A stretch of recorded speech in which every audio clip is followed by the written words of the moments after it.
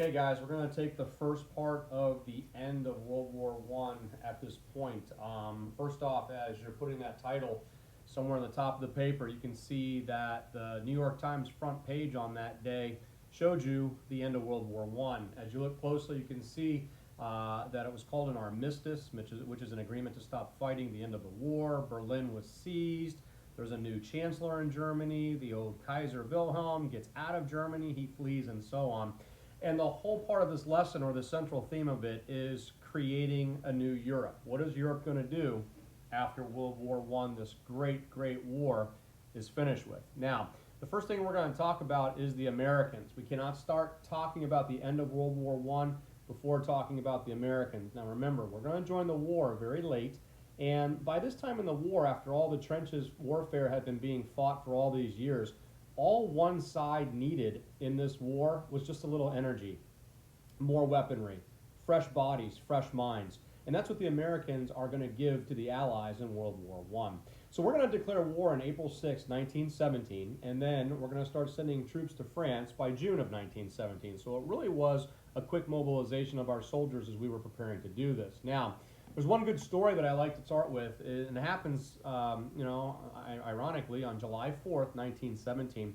One of our leading generals in the World War One campaign was General George Pershing, and one of the first things that he did when he got to Paris was to go to Marquis de Lafayette's tomb. Now, if you recall, Lafayette fought right alongside George Washington in the American Revolution. And remember, the French came to our aid during the American Revolution to help us to defeat the British. So I thought this was a pretty cool story I would share with you, where General Pershing, the first thing he does is go to Lafayette's tomb and tell him we are here. Basically, thank you for what you did for us in the Revolution.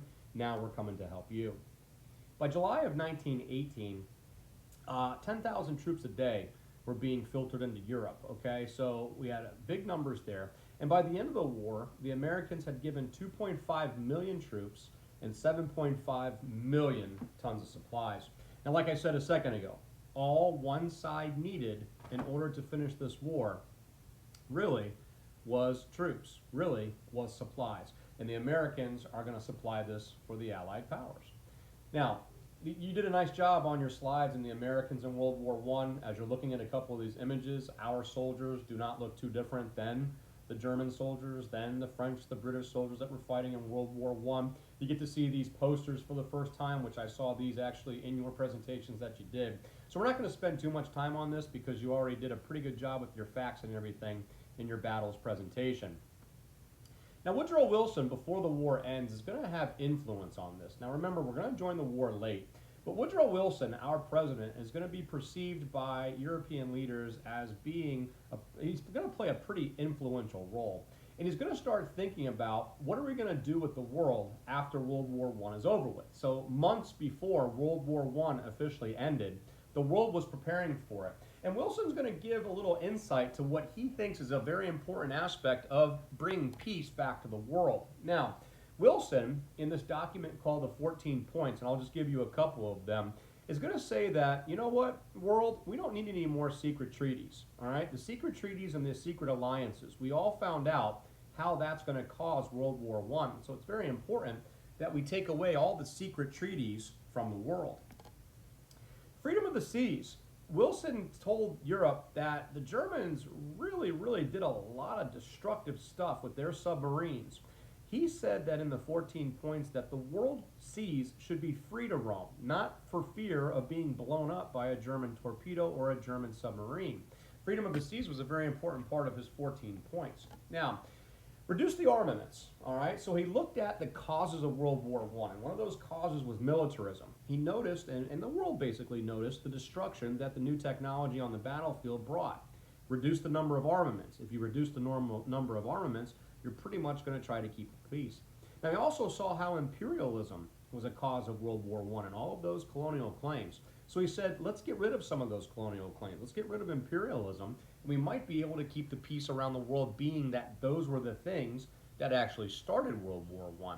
Now, another example of this, and one effect of this, is that Wilson was very impressive. He was an impressive man. You're going to see in a second how tall he was. So from a physical standpoint, he was impressive. And the world was impressed by him, looking to try to maintain peace, not just in Europe, but also in the world in the near future. Hint, hint.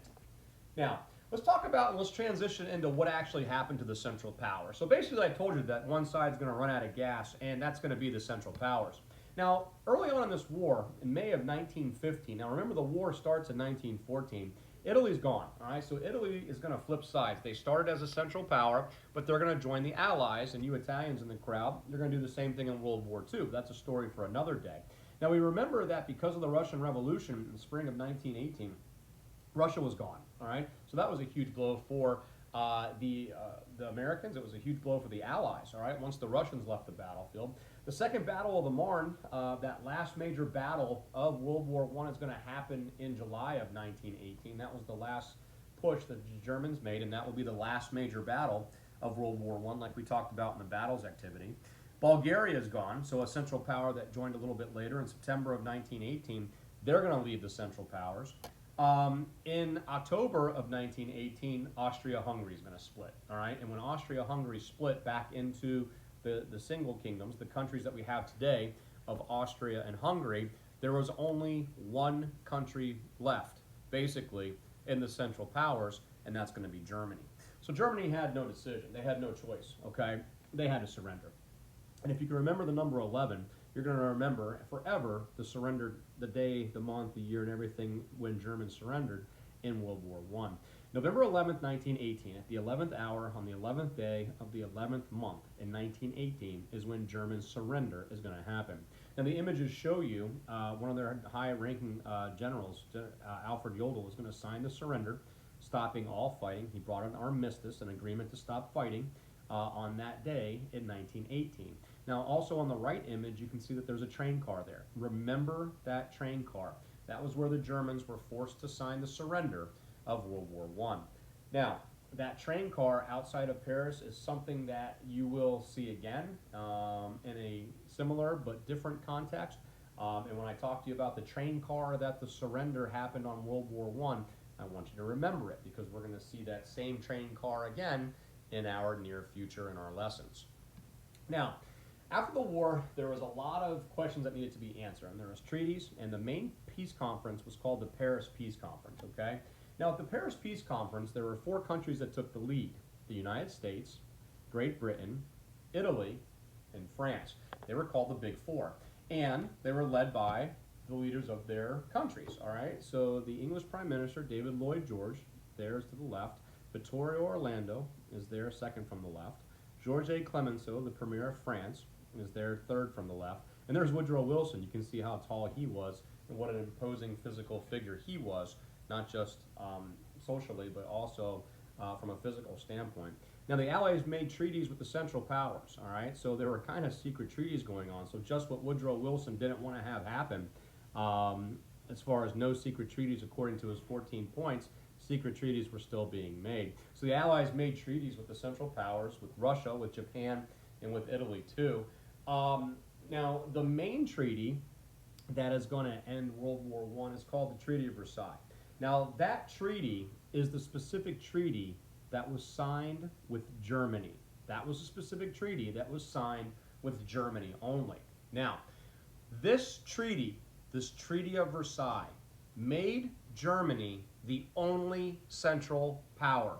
Because they were the aggressors, because of what they did to civilians and livestock, their concepts of unrestricted submarine warfare made the Allies and the democracies of the world really single out Germany for this. We didn't hear about too many Austria-Hungarian soldiers fighting, all right? We didn't hear about the Bulgarians very much, in our lessons in World War I. It was pretty much all about Germany. So this treaty is specifically going to be a treaty that is signed with Germany and made Germany the only Central Power. Now, we don't know exactly how much money that the Germans had to pay back. Reparations, now you can see that word, and the word repair is in that, so that's a payment for war damages. But it's kind of a ballpark figure that the Allies kind of put about $30 billion, somewhere around there, is what Germany would have to pay back in reparations. Now, in 1918, 1919, that was going to be impossible. $30 billion was a lot of money today. It was a lot of money then. So they're really trying to handcuff the Germans to make sure that nothing like this ever happens again. Germany signed it in June of 1919. So basically the war, the fighting stops in World War I in 1918, but the official year that we give to World War I ending usually is 1919, because that's when the Treaty of Versailles, that's when all these treaties went into play. And the Germans reluctantly, even though they didn't want to, even though they had no choice, they really didn't like the idea of the Treaty of Versailles. They really didn't like being the only central power. They really had no choice, because it was basically all the Allies against them, all right, and against Germany by itself. So they had no choice. They resented the idea. They objected to the idea. And eventually, this will come back to haunt the world. And that's where we're going to end for the day. Now you're going to go into Shobi, and there's a map of Europe in 1918. And then we're going to follow the instructions in Shobi. And please look at the due date, because one of the major effects of World War I is that countries before the war that didn't have their territories are going to gain their territory. So follow the directions in Shobi, look at the due dates, and then we'll catch back with part 2 of the notes live with me during our next class period.